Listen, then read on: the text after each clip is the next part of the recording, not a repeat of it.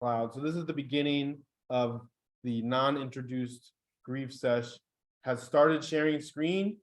Unshare. Quit the sharing. It's all, this is recording. This is official now. It's okay. It's in the official grief sesh, a panel and workshop series. So now we're gonna go do a show tour. So you can carry the computer, it's recording, and someone can help with the audio if they want. You're in charge. Don't trip on this. Okay. All right, everyone else. Got this. So you can go forward, get all tangled. And whenever you want, you can pause recording because you're the curator. So All right.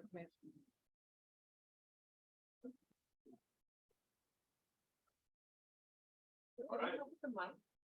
The mic is the blue snowball. Yeah, there you go. Go team. Yeah, hello. Hello.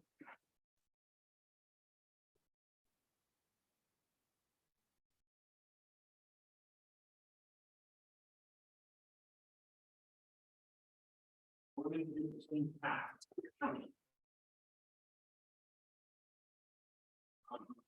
Or being on stage.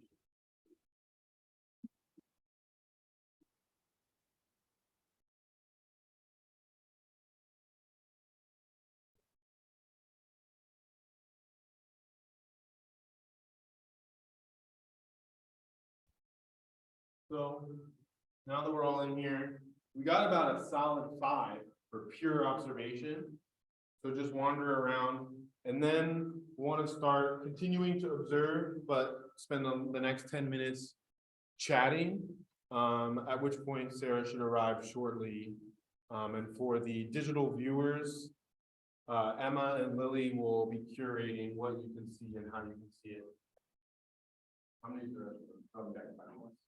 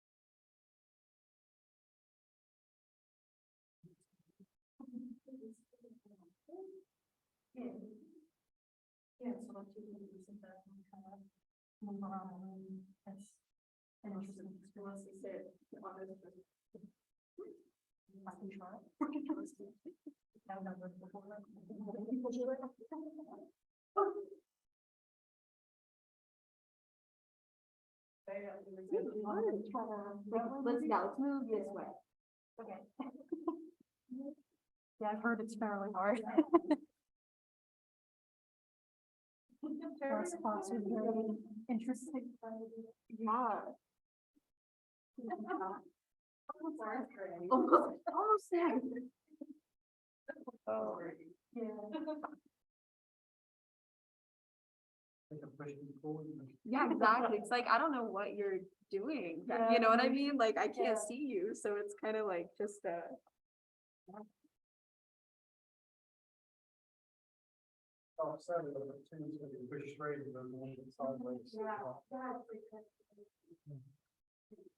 cool. Yeah.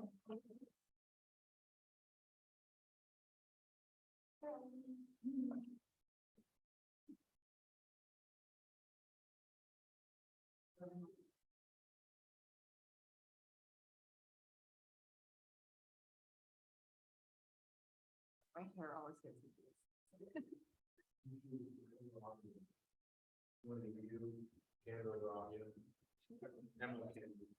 Now it's maybe. this photo.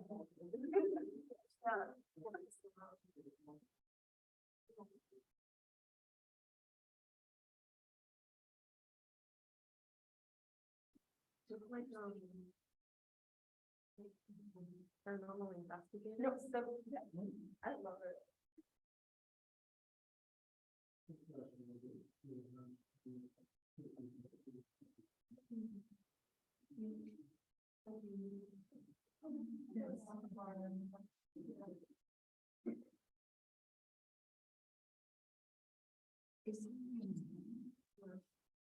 There's also some copper wire on the side of the line.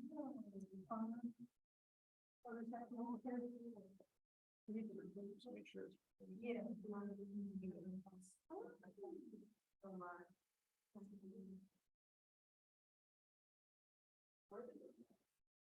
I'm not entirely sure about that. Sarah's on her way. But I'd love some initial reactions to what we're experiencing. I love all of the textures. Yeah. Right? I love all of the textures. There's a lot of. That one's my favorite aspect of it. I like the symmetry. This pearl cross cut. Yeah.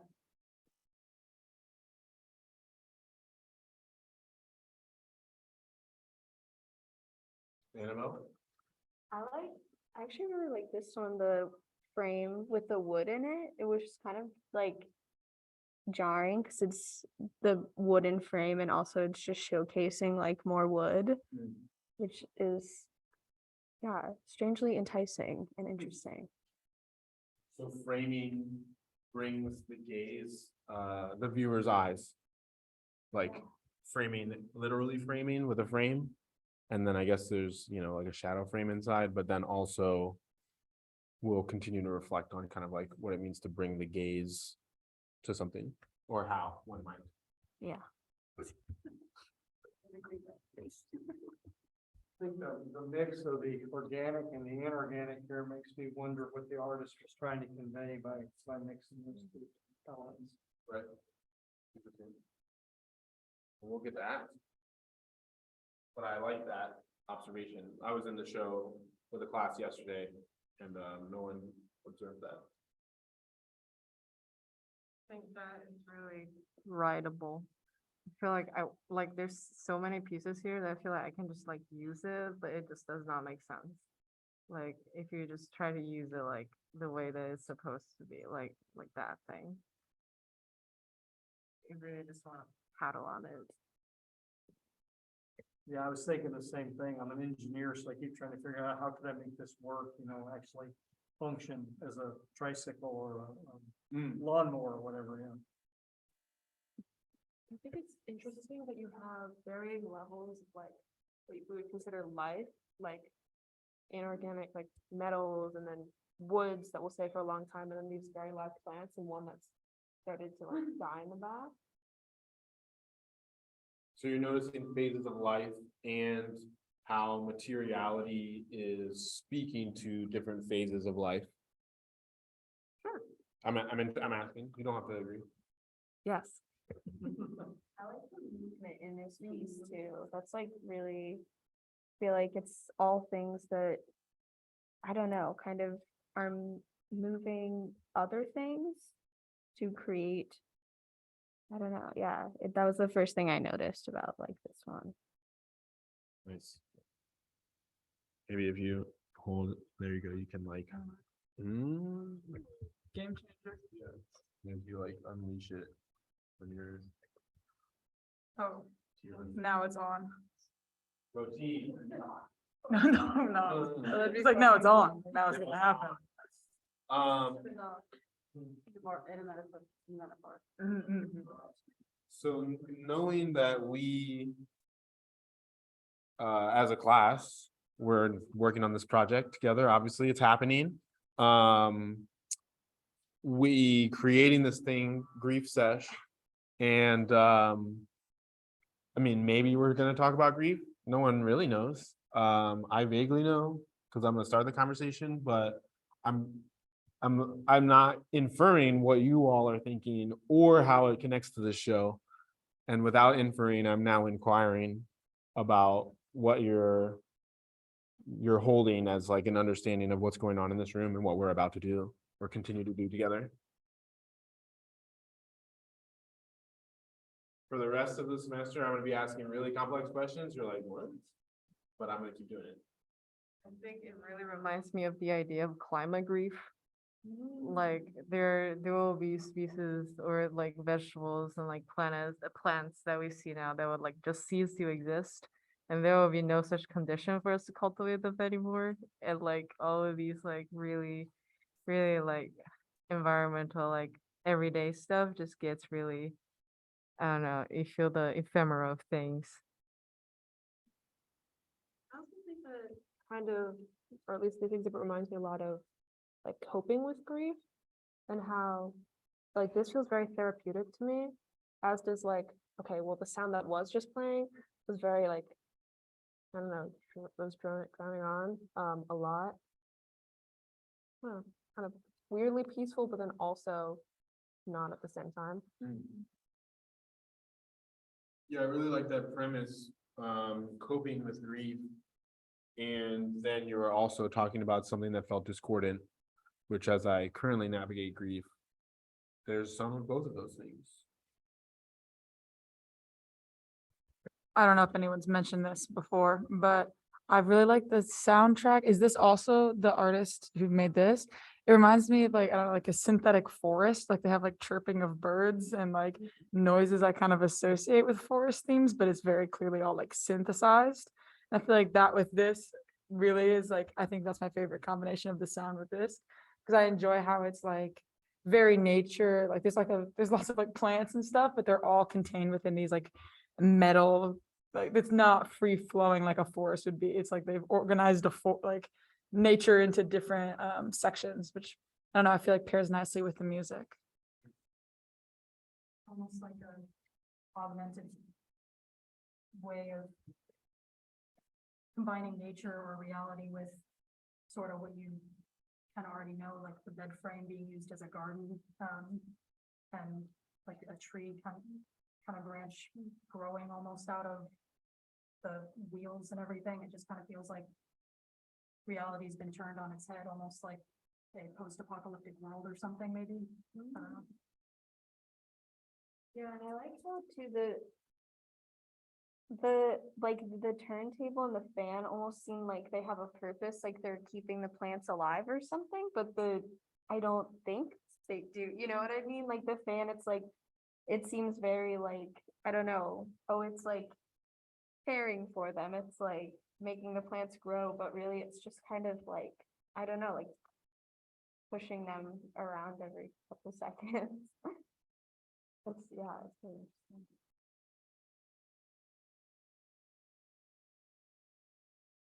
It makes me think a lot about like time and also transformation. Like I feel like a lot of things that people have said have kind of covered that, but like I think a lot of the time about how like everything was once plants or moved through a plant at one point, and this is all just like different, like a lot of birds plants, and then like our kids turn into all these things. But about like impermanence of certain stages of things, but like it gets transformed instead of dying, and yeah, stuff like that. I feel like the time thing is really emphasized by the tree clips on the wall too, because that's like how you count how old the tree is, is that in the 90s.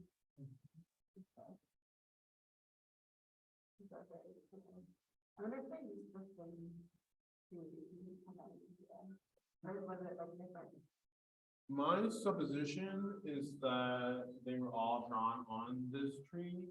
I was trying to look to see if there was any uniformity in the actual physical drawings, which they seem pretty similar. I just haven't found like a very unique recurring event.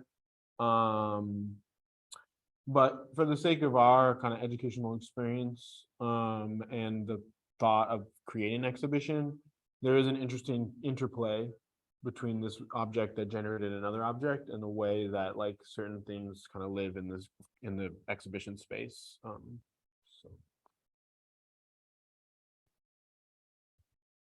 Do we have any questions that we should ask the artist? Well, I would assume the answer would be yes, but I would want to know the process of like growing each of these things, because maybe she like grew.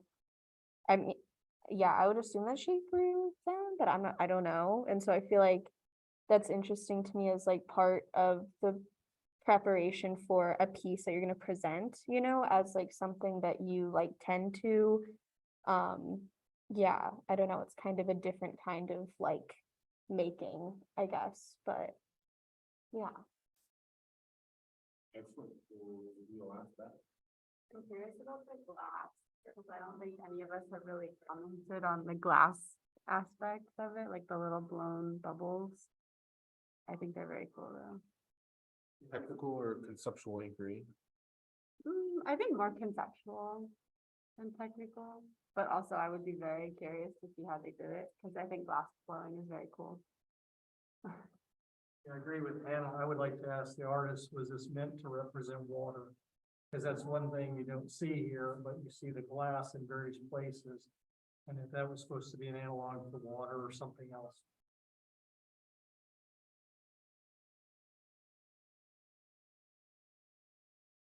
If this room was a lemon, what last juices could we wring out of the rind?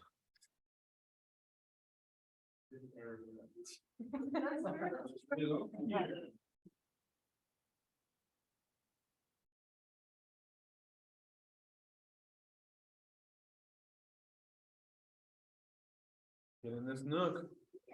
Hey.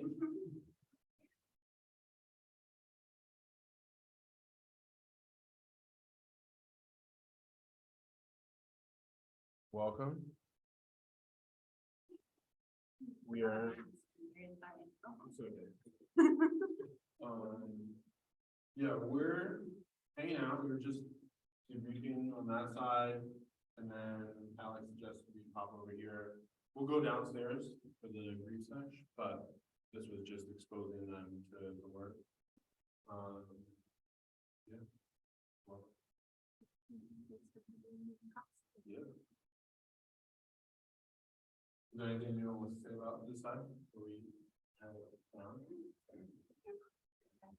We're right on schedule. For like 5 days including. Which we said a lot of things about the stuff, and we could use the 4 minutes to set up, reset up.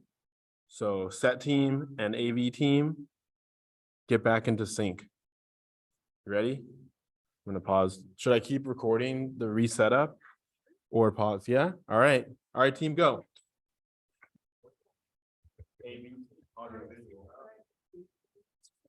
You can use the screen share. It'd be great to come into the screen share.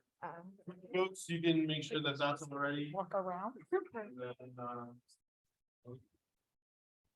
I don't even know what's. Are we calling? No, It's just a recording. It's a recording. Hello.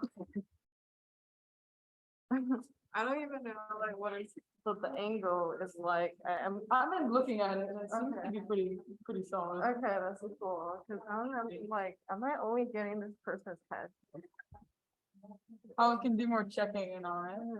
Is there like the entire body in it, or just like a weird part of their arm? Maybe it can be kind of like avant-garde. It's just like, you don't see face in it. It's just so. Kind of like shaky, blurry, and Yeah, it's indecipherable. bad. Oh wait, Hannah, will you stop sharing?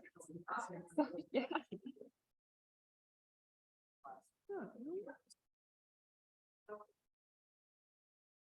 So good. What is happening? Oh, it suddenly just smells so much better. Something changed.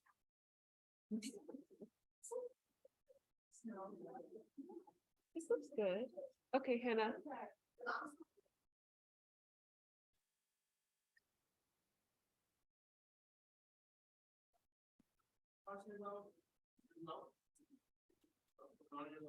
Read it out, but we'll ask a little bit about. These are not connected, that's why. So, We'll sit and I'll be like interview, but you're just there hanging out. We can have a seat over there. We'll make sure we got this, and then how does it look? Can you see it framed out well? From. Yes. You don't. Positioned it a little bit before. we I see. projected. Let's see, so this is what it looks like. Yeah, I think it's fine. Great. Cool. And then you all should move closer. Like you're the audience of Grief Sesh.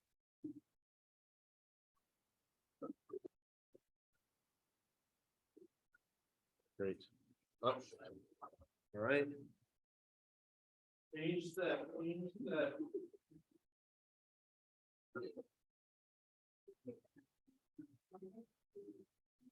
I think. But it's also gonna end the slideshow and then you'll end. Share screen and maybe we'll even turn on the thing. All right. Nice and official. Make sure you crowd in. Perfect timing. This is the minute of starting on our very official flyer, which let me give you a copy of it.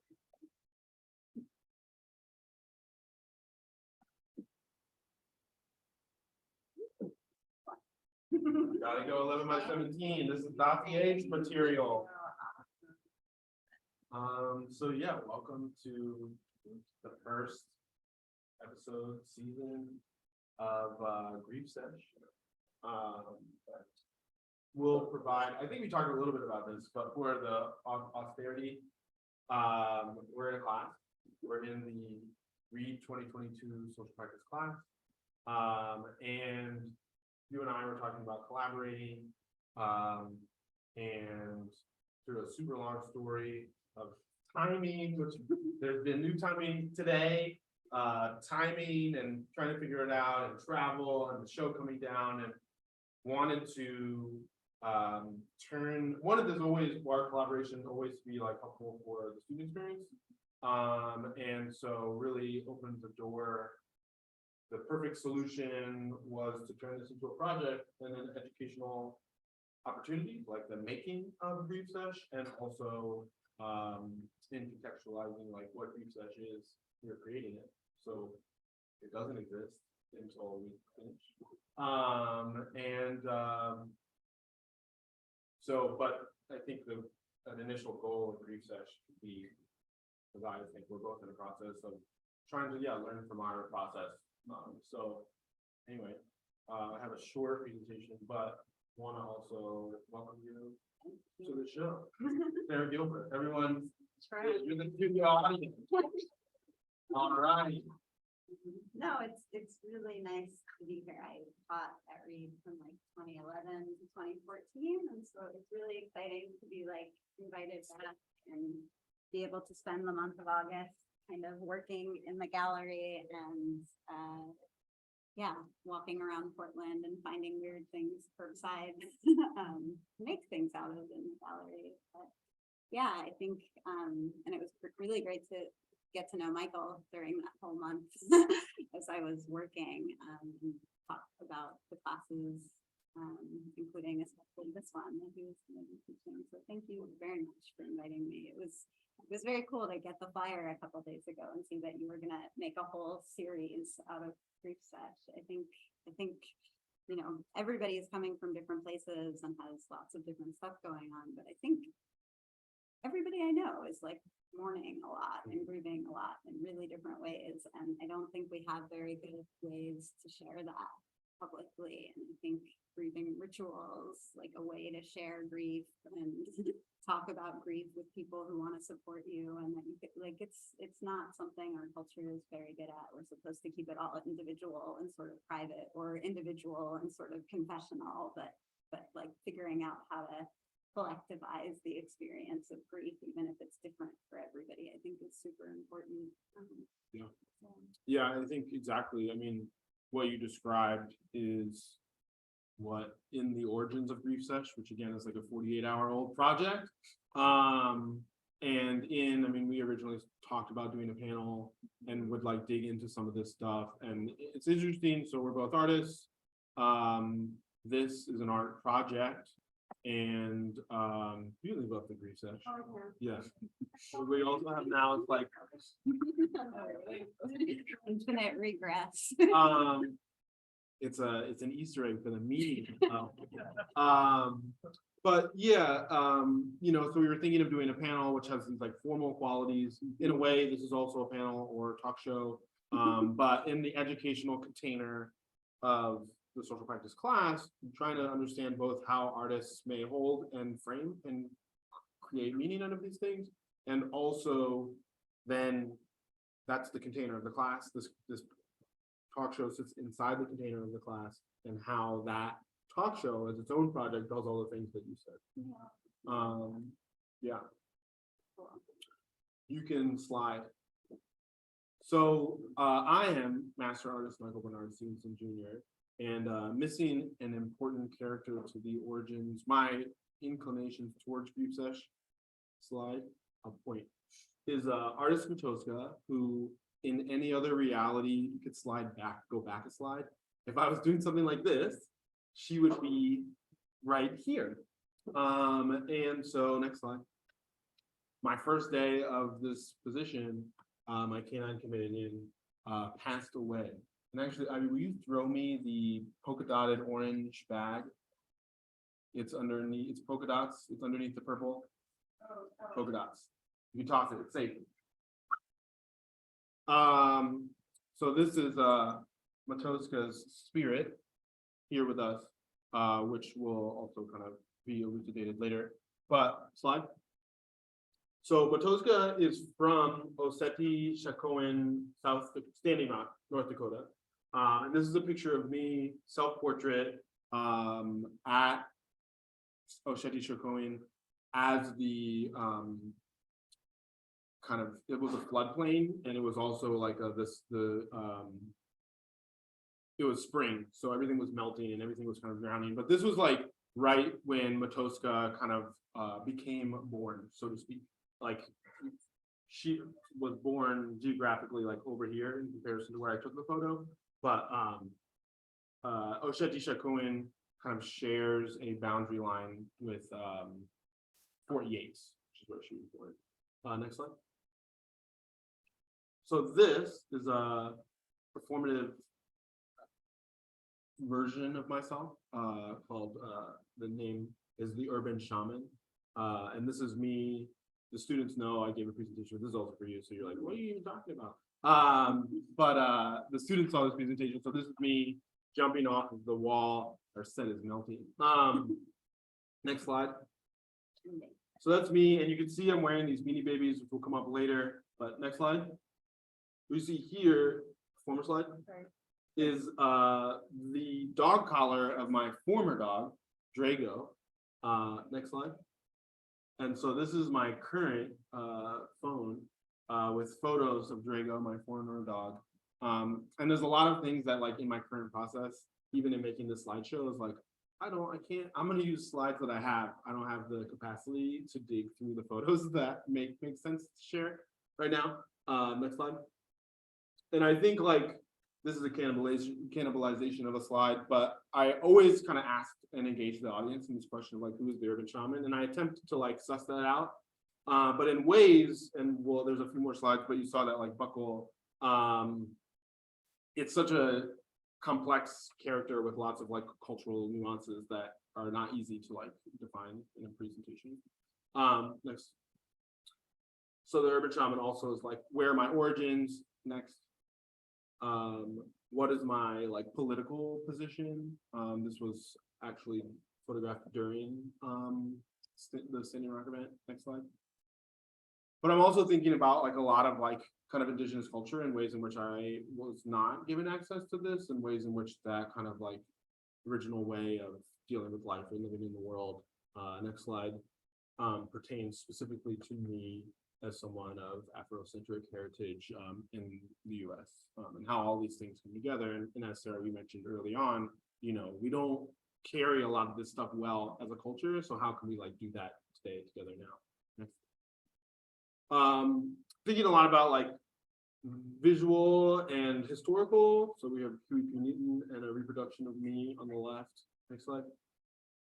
And also then like cultural ancestors who are like handing things down. And so a lot of my work is related to these things. Next slide. And so this, I have been thinking a lot about commemoration of life through my artist practice. So this is a piece I made for my grandmother about the passing of my grandfather using objects that he touched or were like from him or about his passing. Next slide. And a lot of these things also kind of like, I think about how do I wear them or carry them on my body. So this is my paternal grandmother. Next slide. And she's the one who I collected all of these Beanie Babies with. And so in searching for a material that has like significance and meaning to my life, and I think Beanie Babies like also have this like commercial capitalistic non-culture layer to it, but I was really like seizing it as something that did have a lot of like intense personal value and meaning to me. So I also think about this when I produce events. So this is an event I did, Bring Your Own Blanket, free community picnic and dialogue.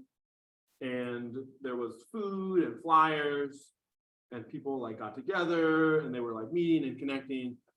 So a lot of the projects that I do try to like create that connection. Next. And build like family cohesive units so that a culture may generate around the actual thing. Next. So another kind of example is like I created this tool. It was a social distancing stick, and so they were used to position us and keep us actually connected at 6 feet. But also you can see that all of my practice, again, there's been this companion that's been present and is also a collaborator. And then through this and other things, I'm trying to figure out like how to actually keep that alive.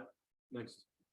And I actually made those during the fires. And so I was like, actually like sanding old growth. So that was like barnwood that was belonged to former President Ulysses Grant's barn. And so it's reshaping it like while kind of colonial management of forests, you know, so all of these things. And also like unpacking that grief can be like very specific to the loss of someone or these like larger premises, which we can get into. Next slide. So back to Standing Rock. Next. So we were on, this is like the indigenous land map. These are the indigenous, so the Lakota, Nakota, Sioux, Ojibwe, Mandan, there's the other groups, but those were some groups that were particularly like well represented during Standing Rock. Next. And this is like the colonized map. So for those of you who are less familiar, so this is Standing Rock Reservation, this is Bismarck. The pipeline was coming and they needed to cross the river and they wanted to cross it north of Bismarck, and Bismarck was like, no. And then they were like, okay, let's do it south of Bismarck. And they're like, wait a minute. And so the construction was happening here. They shut down the highway. Oshete-Shikoin was over here. Sacred Stone, which was the first campus over here. And this is Fort Yates. So this is where Matoska was born. Next slide.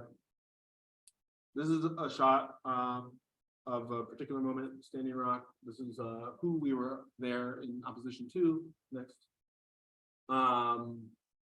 One of many, many photos that I have of this, and one of the folks in this image actually very recently took their own life. And so is interesting because the group of people who I am in like solidarity with and who know Matoska, I haven't even communicated that this is taking place because they're like recently like navigating this other thing. Next slide. And it's also just interesting, like talking about grief, like there was so much grief and sorrow. They were referring to the puppies, Matoska in particular, as good medicine, because it's kind of like this living being that can kind of support emotional distress. But there was a lot of emotional distress going on at that time. Next slide. And so that shot, the former shot, I took with a telephoto lens standing here, and this is Matoska's mother, Mama. Next slide. And this is like the same moment. So Mama is watching as all this takes place. Next slide. And in my work, I try to, even in the production of objects, really kind of draw from these life moments. Next. So this is Matoska. I was working with some kids at King School, just as she would be here. She was there, hanging out. Next slide.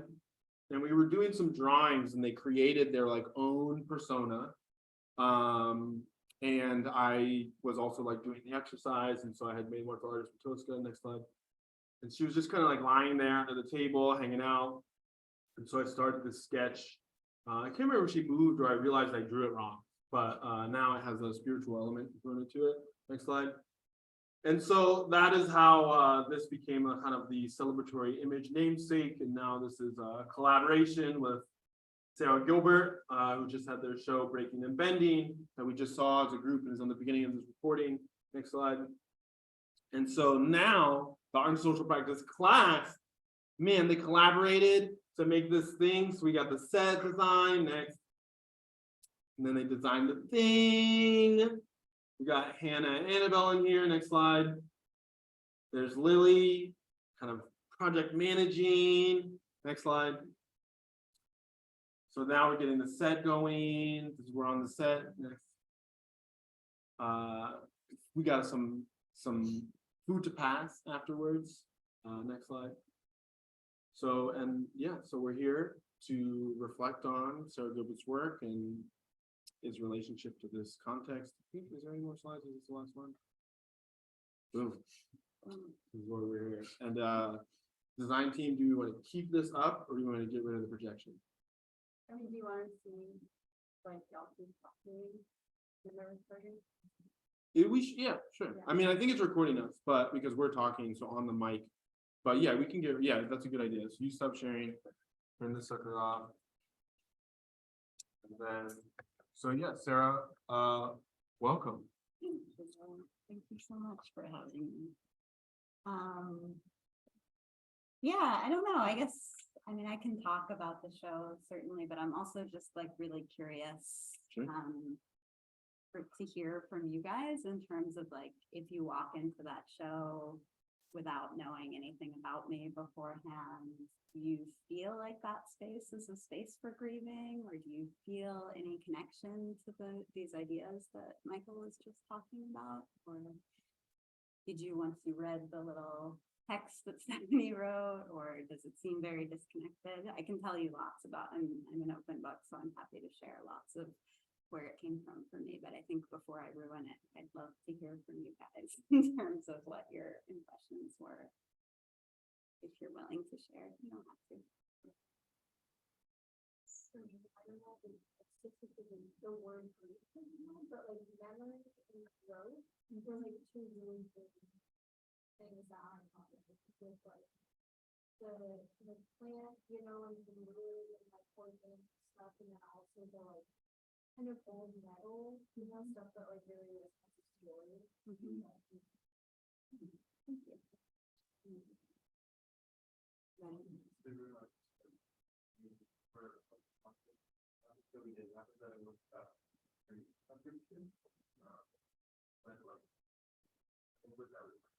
don't know that thinking about this or I would have come to comment, but it was thinking a lot about like that transformation.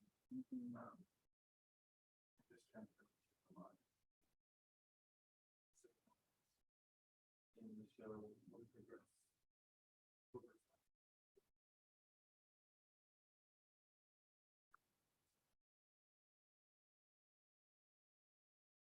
Before I got there, did you guys play around with the touching the copper and the sound, or rolling around on any of the weird mobile things? There was some of that. Yeah. Cool. I'm glad. Yeah, this project, I mean, it touches on grief for me in like a lot of different personal ways, but then also in a lot of ways that I just feel like my relationship to the world is changing, and my relationship to art is changing, and just how I think about interconnectedness and time interconnectedness. So like the biggest thing, I guess, the most direct link to grief, I guess, was that like in 2018, I was walking across the street in Los Angeles and I was hit by a car. And I spent 2 weeks in the ICU. I broke 10 bones. I hemorrhaged my liver. I had 2 blood transfusions. I have like a metal plate and 5 pins in my elbow now. And as a sculptor, I was pretty terrified about what it would mean to lose range of motion in my right hand, which is my dominant hand, and all of that. And then pretty soon afterwards, my husband at the time was like with me when I was hit by the car, actually. And I didn't know that. yeah, he was with me. And I think he was in many ways a lot more traumatized than I was, because he saw the whole thing and remembered the whole thing. I really didn't. Like, I remember seeing the car coming, and then I remember being in the hospital, but he saw me fly 10 feet, like 20 feet. And then he thought I was dead, and he was trying to keep cars from running over me. And my first surgery with my liver didn't go so well. The anesthesia didn't go so well, and they didn't know if I would have like the significant brain damage. And I think he was just very, very traumatized. And our kind of community was really focused on me and not so much on him. And kind of the stress of becoming full-time caretaker to me all of a sudden. And he really had like a full psychic break. He became severely bipolar. He eventually became really violent, actually, because he was so disconnected from reality. And so for like 2 years, we tried to get him on different meds and seeing different people. And then he would move back home when he was a little bit more stable, and then something would happen, or he'd go off his meds. And then I'd get really scared because he had this kind of violent side that had never existed before my accident, So there's, I think, like very directly kind of grieving my process before the accident and what my, my artistic practice was, but there's also just grieving my marriage and what that became. He jumped off a building and committed suicide like 2 months ago. So that was actually kind of how this exhibition came about. I had been working on more long-term research-based work in my studio for like the last year, but he died June 17th of this summer. And that work could no longer hold my interest at all. It didn't seem urgent in any way.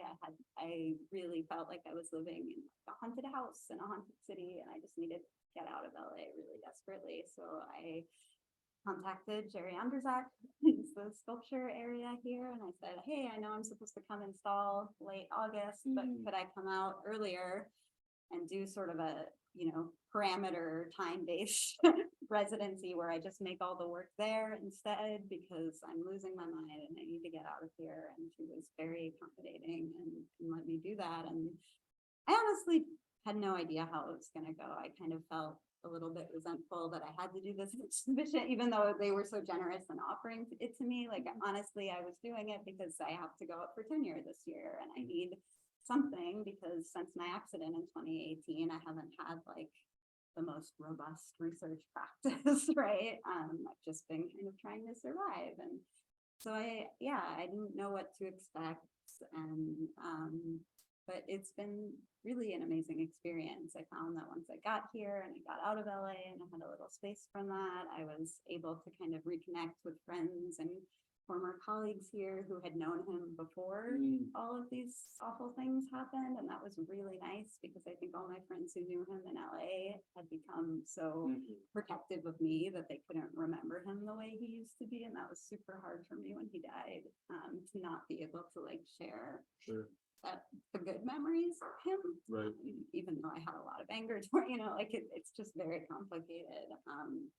But I think the time limit, and I think just not bringing a single thing with me, like being like, I'm gonna find all the stuff here and make all the stuff here, was really like, it just forced me to have a very different kind of open practice. And it forced me to get out of the gallery and kind of wander Portland and just look at detritus differently and think about what I could make from things that people were getting rid of.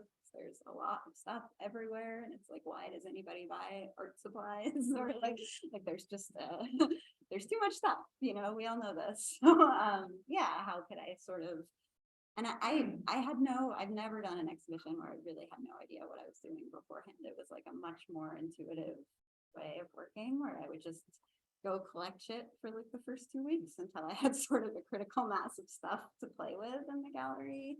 The other thing I did right away was I had shown in the gallery even before, but I had shown projections and stuff, and I had pulled down all the window shades.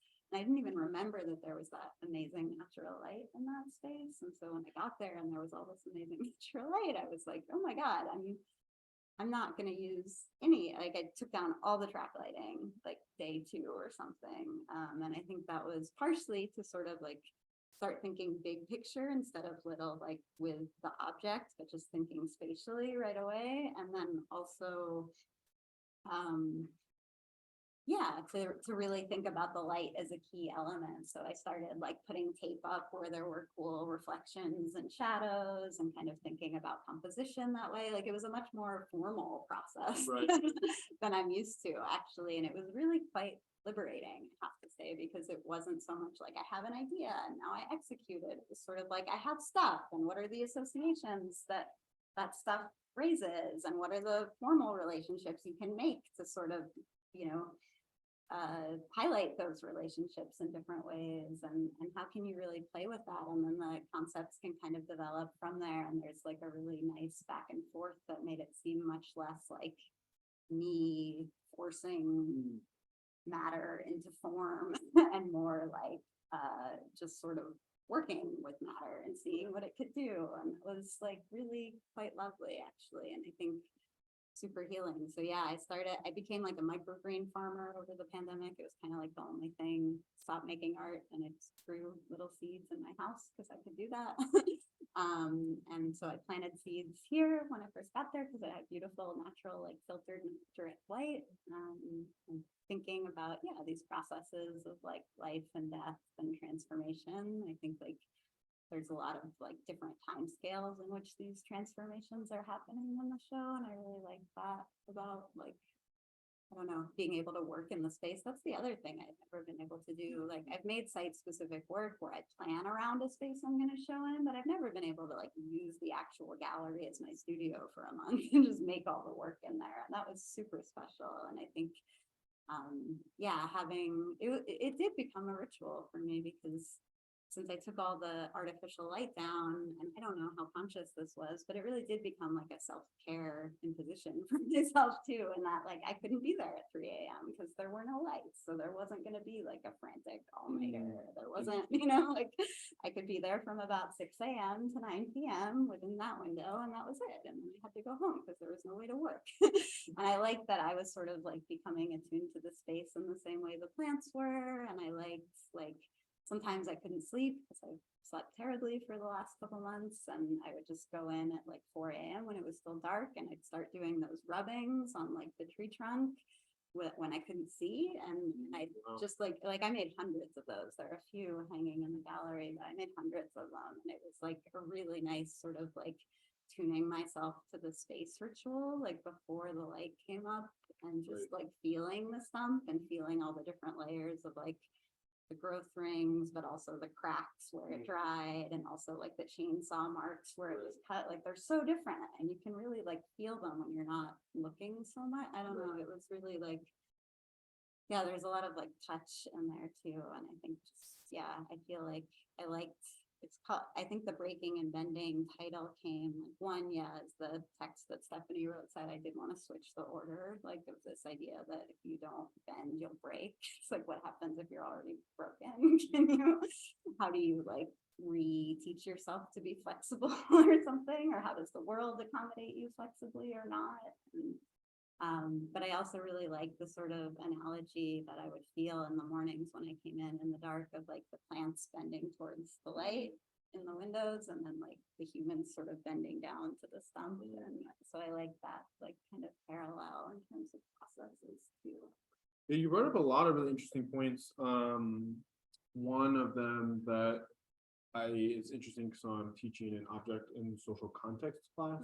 So there's actually like 2 avenues in which the installation itself, but also some of the things you're talking about. And, you know, wanted to raise up so since we're all artists, right? This nature of when you were talking about the materials and like you didn't come with anything, and then you engage the materials like with intuition. And so you entered into a process where you were like listening and engaging. So I'm having this conversation with students, which is just like this desire to force a particular meaning onto something or to force objects to do something, and you were kind of letting the object speak to you, and then you kind of went on to say that there's all of this meaning that can be sussed out of kind of like riding that intuition. I don't know if there's a little bit more you could say about that. Yeah, I mean, I don't know how like obvious any of those threads are for viewers who come to that space who aren't me, you know, like I hope people are bending down and touching the stump, and I hope that for people for who that bend is too much of a break, they can touch the wall instead. And I hope that that sort of links like the architecture of the gallery to like the found objects in the gallery. But like, yeah, I don't know. Like, I think I went to art school. I felt very like, I don't know, self-conscious as an artist, I think my whole life, like really needing to have like super like, I don't know, thought out concepts always ahead of time. And it's not that it wouldn't change once I started working. I've always been very like materially oriented. And so like materials push back and they talk to you and the ideas shift, right? But this was really different, and just sort of like, I think I didn't have the capacity to trust that it would turn into something until the show. And I think I just was at a breaking point, and I was like, what the fuck is there to lose? You know, like I want to see what happens, and I don't want to do what I've done before. And, yeah, I think that's where the healing really came in for me, or the grieving, both. You know, it's not the process, but like I do think that there was something for me really powerful about like just trusting that if you made a decision one day and you said, okay, I've mapped the light, and so these movable walls that I can't take out of the gallery, they have to stay here. So I spent like 3 days just rearranging them and figuring out how the light would bounce and how you could flow through the space, and then sort of trusting that like once I made a decision, I was going to stick to it, and then like keep going, and stuff would build off each other, and I wasn't going to like second guess everything a million times and go back to it and, you know, rethink the concept a million times. Like I just sort of gave myself freedom to trust the materials, and that was like to me really powerful, because I think, yeah, we just get in our own way a lot often, and like the world is really interesting and exciting, and materials do really cool stuff. Like, how can you sort of facilitate those interactions instead of like Yeah, and that was really great. And the other thing that kind of dovetailed that, which pertains more directly to this class, which is you described that the process of doing it, and even really, I mean, I knew this, and you did all the work of recontextualizing it, which is that like you had a body of work, you left, you know, did not bring it with you. You came here and you started a new process, and that you incorporated these rituals. You had the microgreens, you did the stump, you created these parameters in which you could be in the space or not, and that was kind of a mechanism for both navigating and dealing with grief, like as a ritual related to the content, or even just as like a thing to be doing. And something that's really, I was in preparing for this show and trying to contextualize it as not dragging everyone just through my grief and trauma, but how it relates to like the primary audience and secondary audiences. And, you know, was thinking about this event that occurred. I was doing a lot of volunteer work in Baltimore. I was in AmeriCorps, and I was sort of out of place in a way for a different reason. So I won't explain how I was in this room, but I was in a room where, I don't know, some official was wearing a suit. He got off work for this event that was post 5. A lot of AmeriCorps were there, and they were talking about, it was in Baltimore, and he said like, oh, right, today, Baltimore has like 250 murders or something.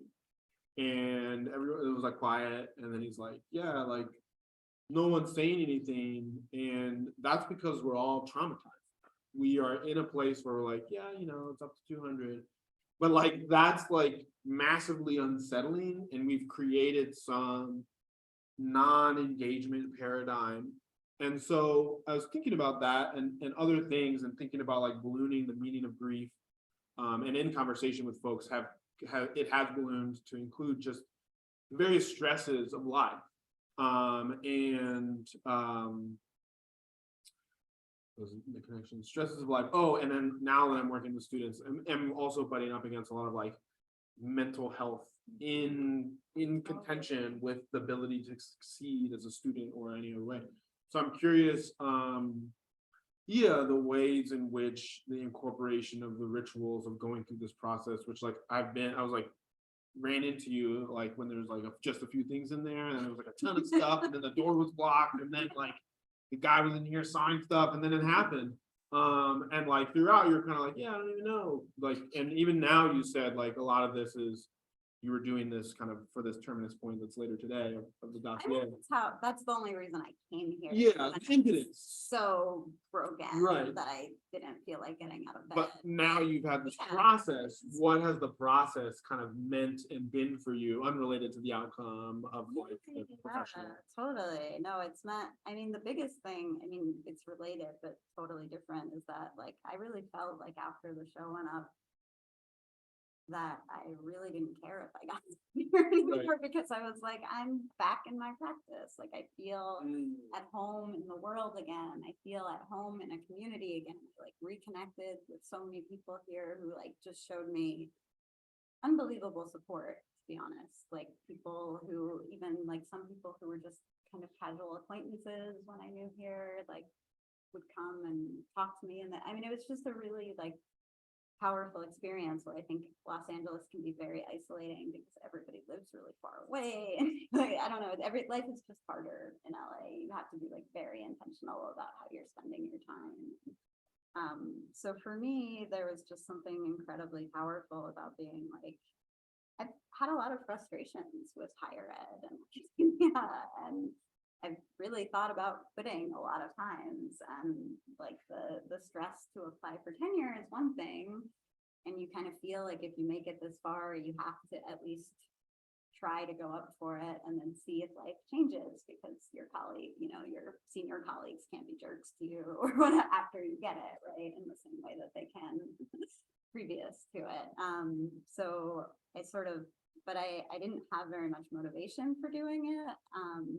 And I still am sort of doing that as kind of like, yeah, I feel all right about it, and I'm going to try and I'm going to see if it changes. But I think the biggest, I don't know, healing thing about the show was just that I was like, it really, I might be a lot happier if I didn't do that, if I don't stay in it. Like it just opened up possibilities for life outside of this track that I thought I had to be on. That was like, you know, assistant professor to associate professor, no professor, you know, that was like the way to have a stable art practice, because it's hard to have an art practice and survive, right? And like teaching is one way to do that, especially if you really love teaching like I do. Like teaching is collaborative and it's interactive and it's much more interesting actually in a lot of ways to me than like sitting alone in my studio, right? So like I love teaching, but I don't love the sort of bureaucracy of higher ed and the way it toxically stresses students out so that they forget that curiosity is like fun and interesting, and making things is fun and interesting. Like I just think it has a really toxic culture to it often.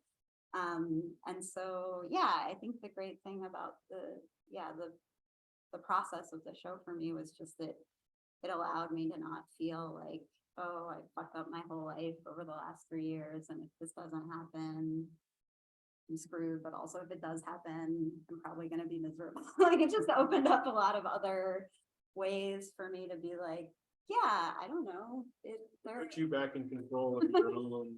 Narrative or something. Yeah. Yeah, I don't know why I got so caught up in like, this was my path. You know, we all do, I guess, in different ways, but I think, yeah, I mean, we all do. And I think a lot of it is socialized. yeah. And I think that was, again, really poetic. I love having guests and collaborating. And I was like, yeah, what do you think? It's like, yeah, that.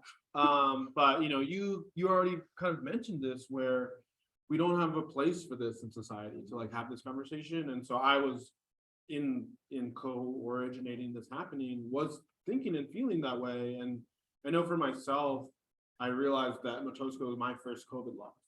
And so there's a lot of folks who have had massive familial loss that was similarly abrupt.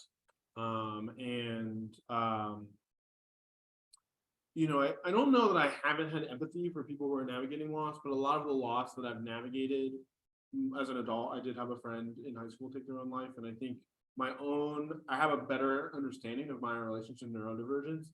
And so I think I've always actually had a form of relationship to something like grief and passing that was maybe altered in a way that is like normative, but I think it is not unconventional that in any circle and any kind of person in their unique nature, as a society, we don't really have strong rituals for holding it and for like holding it together.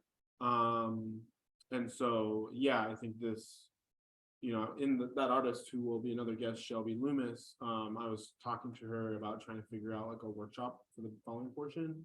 And she said something that really resonated, like beyond that experiencing it, it was like, oh, wow, like I think this is important in this, we're not talking about it, where she had described that grief as, I think remains elusive to me, this is, we're exploring it to even understand, to hold it more, but grief as like a thing or school, like let's say connected specifically to like the loss of something or a person, that that, you know, like I am unharmed, like nothing happened to my body. However, that someone who's navigating grief, Shelby described it as that they're in a disability mode. And so that they're not able to navigate and negotiate. And so those things you're talking about, it's like tenure and like all this stuff, and the lack of ability to navigate or process grief alone or collectively, it's because we don't have social systems, like not social security social systems, but like, you know, the funeral processions in New Orleans, or, you know, other methods of holding grief in community. Yeah, my partner's Persian, and he says that like in Iran, they get together, like if somebody dies, they get together and just wail and cry and like rip their clothes off together, like screaming. And he's like, it's actually really fucking beautiful. And like people will share little stories and stuff. And but it's not even, I mean, yeah, I think there's something, even if somebody's not dealing with like a relative who's being lost, I think we just live in a time of like extreme species loss and like the world being inhabitable place loss and democracy collapsing loss. You know, like I think there's a lot of stuff that we're all traumatized by. That's like, but to me, that show is at least as much about like ecological grief as it is about like mourning my partner or any of that stuff, right? And I think they can be really interrelated. Yeah, sorry, I lost my train of thought. No, I think, I mean, I was following because I mean, one of the students actually commented particularly on climate concerns, and again, kind of ballooning out this topic from like my personal loss, or even just grief as something that's related to the loss of life. But that grief is also like losing, as you said this earlier, the grief of loss of your marriage, grief of opportunity. You know, I know someone who's planning to travel and you know, wasn't able to get funded, et cetera, et cetera. And then like, yeah, the unrest of the past years, whether it's, you know, the pandemic or kind of race relations, and all of these things are forms of, you know, the war in Ukraine, forms of, and I was talking about this and thinking about it all, because I think something that's really kind of become fascinating, I think some of the phases of grief, which I guess I heard it's a little bit like an accordion, so I don't know where I'm at. But you know, I felt better and then I feel like worse. And I also was thinking about how, you know, I think one of the things that just by getting away from it, whatever the human mind is doing is like whatever it's doing.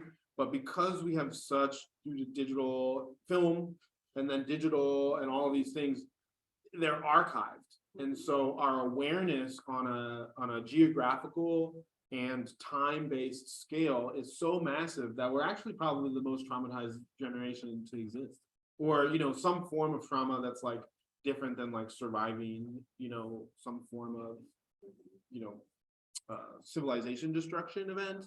But I mean, those events are occurring and we're like hyper aware of them as they occur, which is, I think, is a pretty disconcerting for me as, for me as an individual. And I think that that is ever present for all, which, I think Grief Sesh is an opportunity actually to like reflect on all of these things.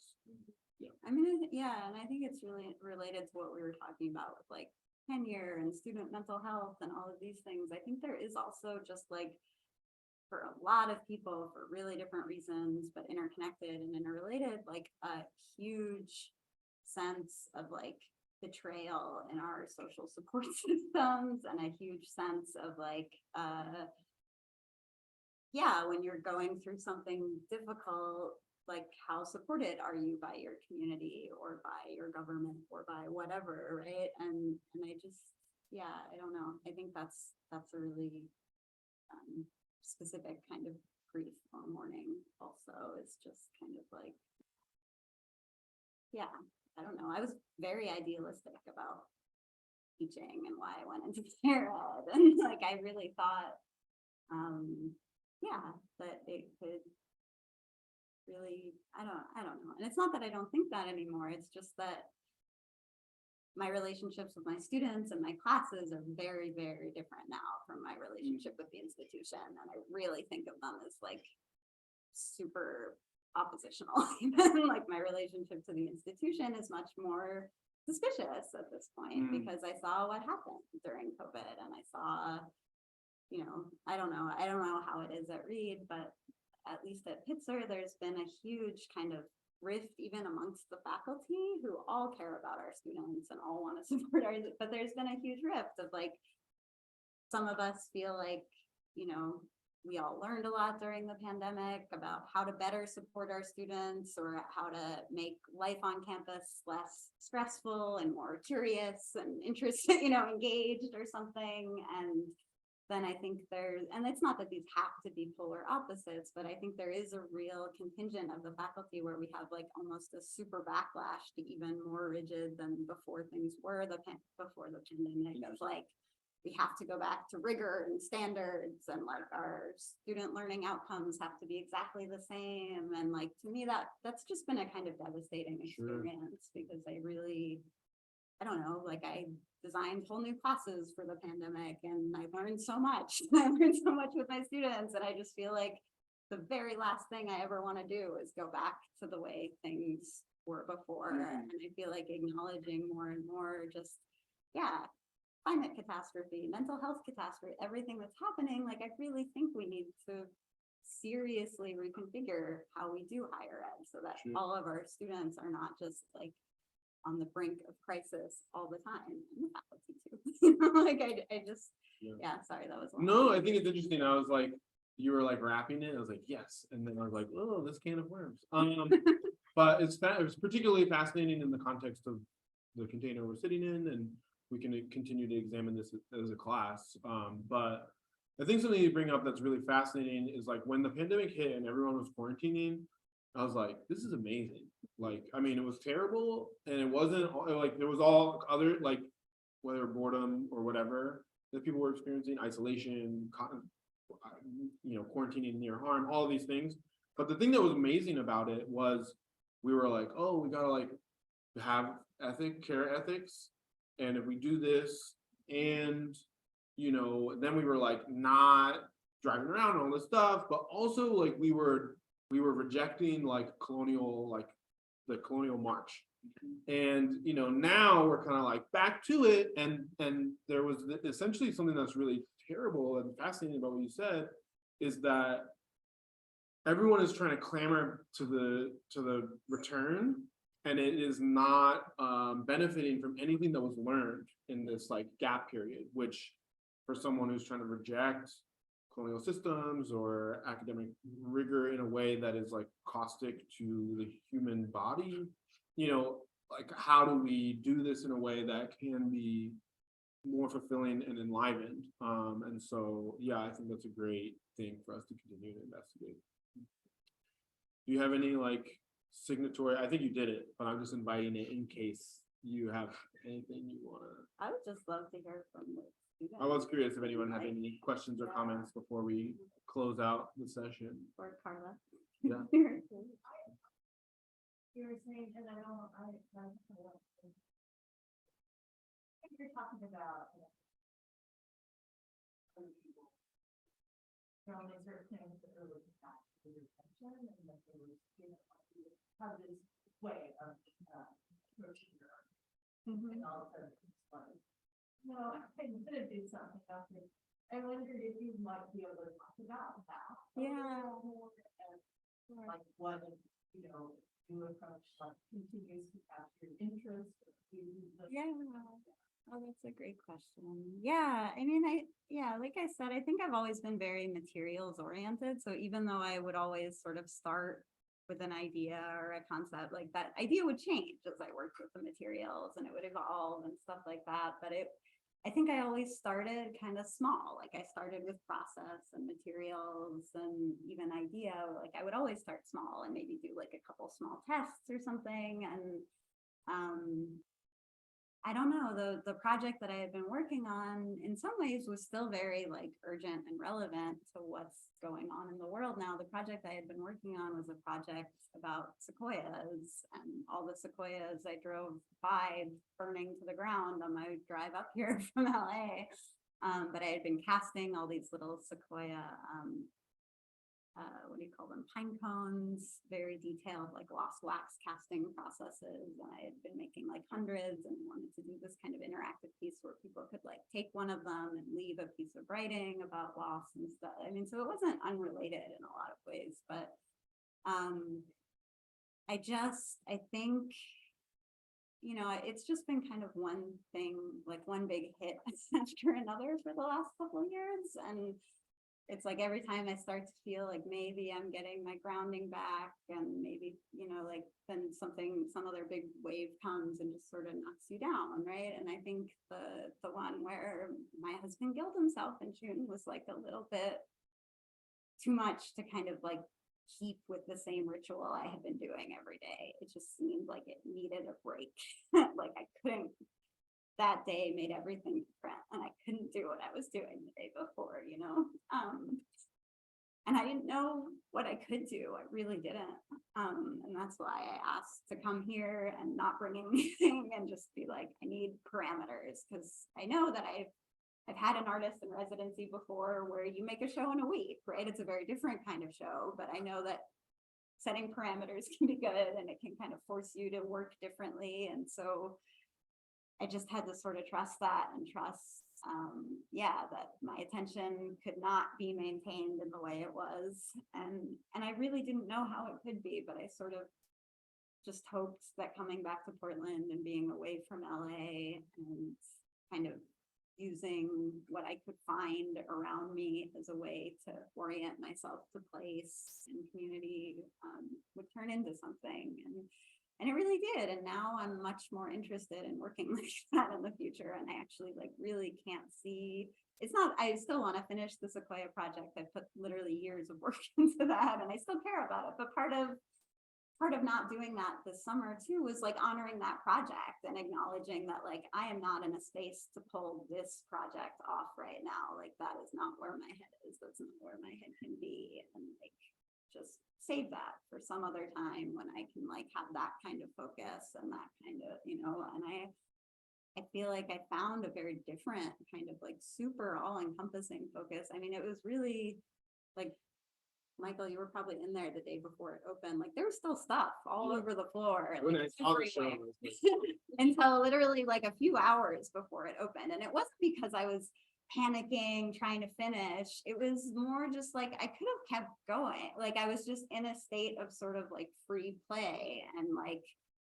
it had to end at the date and time of the exhibition. And I kept that in mind and I like wrapped it up that way. But I don't know, like I could have kept going. I don't know for how long, but I was very in like a zone with just finding stuff and playing with it and seeing what it could turn into. And so that was just super powerful for me to be able to like experience that and see that it did turn into something and people did respond to it. And yeah, thinking about how I can sort of honor materials and site and communities more in my work rather than kind of coming in with like my self-imposed thing from the get-go. Couldn't have been a more succinct and specifically accurate punctuation to this conversation. And a springboard for this class's continued examination. For the sake of time, and getting into the workshop portion, thank you for joining us for Thank the. you for inviting me for- and hosting this series. I really like, are you gonna have videos of the other Yeah, ones? I would love Yeah, to see them. you're in. You're the part of the progenitor, and you get continuous. Continued access. You Cool. you could claim being a collaborator of Brief Sesh. Yeah, for sure. Well, I'm very excited to see what you guys do and to talk to you a little bit. Yeah. Well, thank you. Everyone. So we'll kick it. We can all kick it for like 5-ish minutes.